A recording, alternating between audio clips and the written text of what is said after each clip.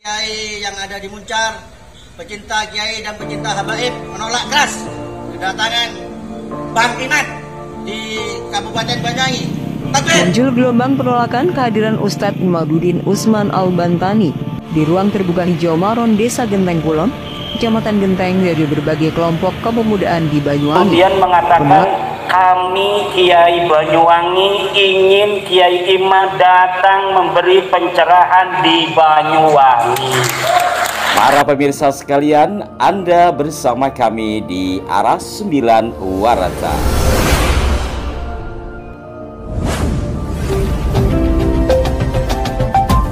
Para pemirsa sekalian, kedatangan Kiai Haji Imaduddin Usman Al-Bantani ke Kabupaten Banyuwangi sempat mendapat tantangan dari sejumlah orang.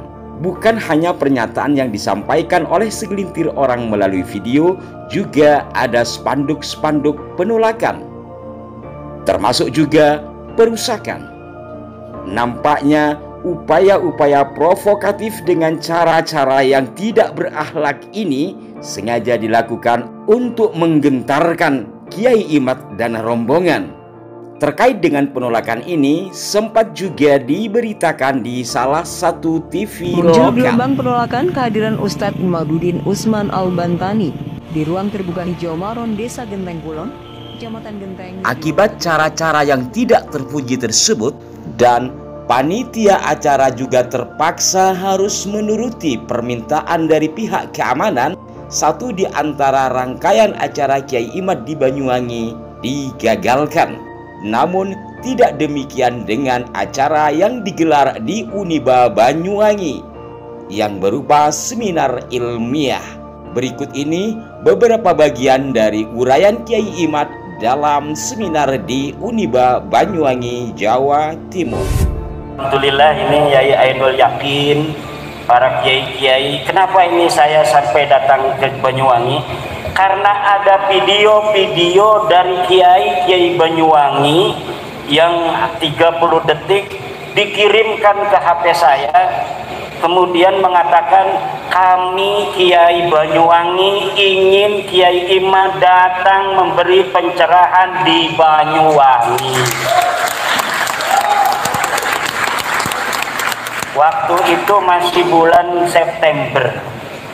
Kata saya, sebelum pelantikan Bapak Presiden Prabowo dan Gibran Rakabuming Raka, saya tidak mau pergi-pergi. Kenapa?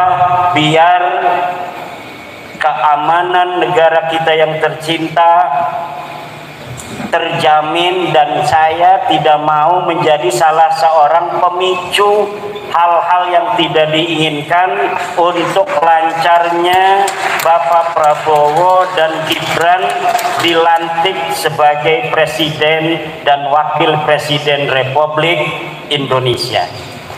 Saya mau setelah pelantikan. Kata Yai Ainul, kalau begitu sekalian Hari Santri Nasional. Alhamdulillah. Kembali ke tugas saya. Itu tadi belum, jangan hitung. Jadi ada sebuah klan yang mengaku dirinya sebagai keturunan Nabi. Ini masalahnya kan? Saya suruh ngomong itu ya. Jadi kalau saya ngomong bukan saya mau ya, tapi saya disuruh oleh moderator untuk ngomong itu. Setuju? Ada klan ngaku sebagai keturunan Nabi. Aneh turunan Nabi. Nah, pengakuan keturunan Nabi itu namanya al-khabar. Khabar itu mahtamala sidqa wal kadhiba. Sesuatu yang mungkin saja benar, mungkin saja salah. Bagaimana untuk mengetahui apakah dia benar ataukah salah? Tidak ada jalan lagi selain kita memverifikasi kebenarannya. Dari mana kita mengetahui cara piranti yang harus kita gunakan untuk mengetahui kebenaran sebuah pengakuan, sebuah klaim bahwa dirinya sebagai keturunan Nabi besar Muhammad sallallahu alaihi wasallam?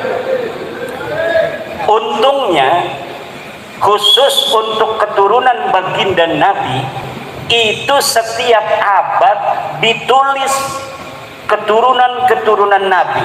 Dari mulai abad ketiga Hijriah sudah ada yang menulis tentang nasab.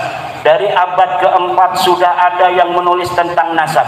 Nasab daripada keturunan Nabi besar Muhammad. Kitab Abnaul Imam fi Misra Wasyam dikarang 199 Hijriah. Sekarang ini 1446 Hijriah. Kitab Abnaul Imam fi Misra Wasyam itu dikarang oleh Toba-Toba mengenai siapa keturunan Nabi itu sejak tahun 199 Hijriah. Kemudian saya menemukan kitab yang dikarang abad keempat Hijriah, namanya Siri Silsilatil Alawiyah. Kemudian di abad kelima Hijriah itu banyak sekali kitab, di antaranya Tahdhibul Ansab, Muntaqilah At-Talibiyah, Al-Majdi. Di abad ke-6 kemudian ada As-Syajarah Al-Mubarakah. Kemudian di abad selanjutnya ada Al-Aqili, ada Al-Fahri, ada As-Sabatul Musal. Di abad ke-8, abad ke-9 ada Umdatul Talib Al-Kubra, Umdatul Talib As-Sughra, Umdatul Talib Al-Wusta. Di abad 10 ada An-Nafah Al-Ambariyah, ada kemudian kitab Tuhfatul Talib dan lain sebagainya. Setiap generasi itu keturunan Nabi Nah, untuk memverifikasi sebuah klaim benar atau tidak dia turunan Nabi sangat mudah. Kita kumpulkan kitabnya dari satu abad per abad sampai hari ini. Kemudian kita urut silsilah mereka dari mereka sampai ke Nabi Muhammad, lalu kita verifikasi di kitab-kitab yang ada setiap masa itu. Ternyata pengakuan klan Habib Ba'alawi di Indonesia ini mentok di abad ke-9 Hijriah, tidak dicatat lagi, terputus tidak nyampe kepada baginda Nabi besar Muhammad sallallahu alaihi wasallam. Ini adalah verifikasi saintifik yang bisa dipertanggungjawabkan secara ilmiah, bukan karena hasud, bukan karena iri, apalagi karena benci, apalagi karena ingin membuat pecah belah umat. Kenapa kita wajib untuk memberitahu kepada orang Islam? Karena pengakuan sebagai keturunan Nabi Muhammad itu memiliki konsekuensi teologis, memiliki hubungan dengan masalah akidah, memiliki hubungan dengan masalah syariah, memiliki hubungan dengan masalah akhlak. Di dalam ahli sunnah wal jamaah ada sebuah ajaran wa nuhibbu ahla baiti Rasulillahi sallallahu alaihi wasallam wa dzurriyyatahu ila yaumil qiyamah. Wa kadzalika nuhibbu ashaban nabi sallallahu alaihi wasallam. Jadi kalau seseorang itu mengaku turun Nabi, ada konsekuensi bagi orang-orang Islam. Tinggal kita memverifikasi klaimnya benar atau tidak. Betul apa tidak? Lalu setelah itu saya urut silsilah leluhur mereka dari yang mulai mengaku. Yang mulai mengaku ada di abad 9, namanya Ali bin Abu Bakar As-Sakran, yang menulis kitab dalam masalah tasawuf namanya Al-Burqatul Musyiqah. Dia wafat 895 Hijriah, menulis kitab bahwa silsilah mereka kepada Nabi adalah Ali bin Abu Bakar bin Abdurrahman bin Muhammad Maula Dawilah bin Ali Al-Ghayyur bin Ali Sahibud Darah bin Muhammad Faqih Muqaddam bin Ali bin Muhammad Sahib Mirbat bin Alwi bin Muhammad bin Alwi bin Ubaidillah bin Ahmad bin Isa. Ini Ahmad bin Isa terverifikasi sebagai keturunan Nabi. Dan setelah saya lihat Ahmad bin Isa terverifikasi di dalam kitab nasab sebagai keturunan Nabi, Saya lihat anaknya ada berapa? Anaknya cuma ada 3. Muhammad, Ali, dan Husain. Tidak punya anak namanya Ubaid. Maka karena di dalam kitab-kitab nasab yang sudah dicatat, tidak ada satu kitab nasab pun yang mengatakan bahwa Ahmad bin Isa punya anak Ubaid, maka pengakuan ini Ahmad bin Isa adalah di tahun 345 Hijriah. Diakunya setelah 550 tahun, tahun 895 Hijriah. Ada keterputusan historis selama 550 tahun. Tidak terverifikasi pengakuan Ali As-Sakron di abad ke-9 itu yang mengatakan dia keturunan Nabi melalui seseorang yang bernama Ubaid bin Ahmad bin Isa.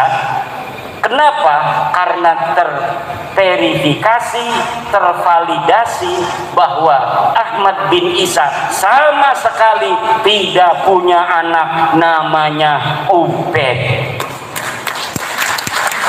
Dengan begitu, maka secara ilmu nasab, nasab para habaib di Indonesia ini adalah nasabun batilun mardudun maudhu'un munqati'un. Nasab yang tidak dapat disahkan melalui ilmu nasab, nasab yang terputus historisnya melalui ilmu sejarah, dan nasab palsu di dalam derajat kesahihan nasab. Tidak bisa ditolong lagi. Lah kasing bisa nolong. Pokoknya nasab iki wis dudu nasab putune Nabi. Lamun putune Nabi sing asli iku setiap masa terverifikasi ing dalam kitab-kitab masing-masing. Misalkan iki putune Tawangalun, dideleng kitabe ono, iki putune Tawangalun. Tawangalun putune wong Agung Wilis ya. Apa kebalik? Oh, Agung Wilis adalah cucu dari Tawangalun, Tawangalun Wiraraja. Itu ada di sejarahnya. Kenapa tuh bagus Bogi tadi bisa mengatakan bahwa kami dari Banten juga keturunan Banyuwangi, ada buku sejarahnya. Lalu kaum habaib yang aku turunan Nabi, sejarahnya mana? Saya minta, nggak ada. Dari mulai abad 9 memang kitabnya ratusan, karena mulai mengaku itu abad 9. Dari abad 9 sampai sekarang ditulis ratusan kitab. Berapapun jumlah kitab itu ditulis, kalau mentok di abad 9 tidak terverifikasi di abad selanjutnya bahwa kitab yang mulai mengaku tidak sesuai isinya dengan naskah-naskah primer, dengan sumber-sumber primer, maka semua pengakuan itu menurut ilmu nasab adalah pengakuan hadisah, pengakuan baru yang tidak dapat dipertanggungjawabkan secara ilmiah. Terima kasih.